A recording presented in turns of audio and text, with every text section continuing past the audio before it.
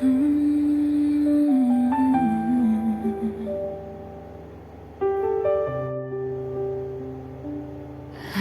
naman ginawa ko, lahat tiniis ko, lahat hinayaan ko. Kahit masakit, pinili kong manahimik. Kahit pagod na ako, nagpatuloy pa rin ako. Pero bakit ganon? Bakit parang kahit anong gawin ko,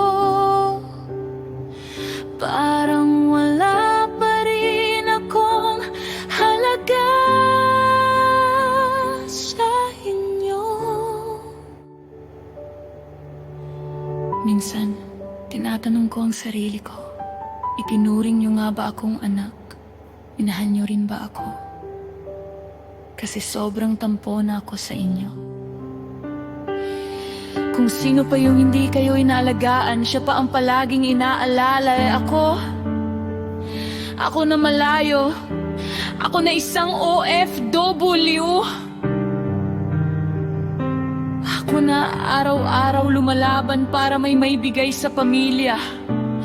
Minsan, gusto ko lang marinig mula sa inyo,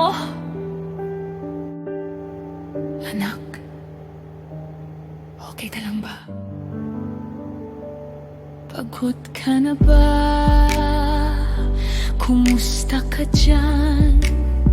Simple lang naman, hindi ko hinihingi ang lahat.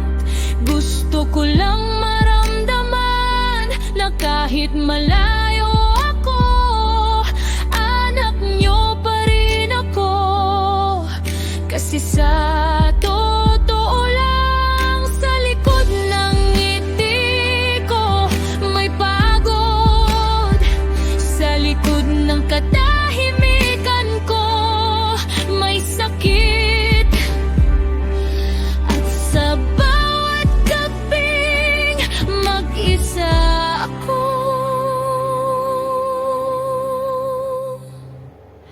may isang OFW na umiiyak at nagtatanong sa sarili, may halaga ba talaga ako sa kanila? Hindi ko kailangan ng malaking bagay, kahit isang tanong lang. Anak, okay ka lang ba? Baka sapat na yun para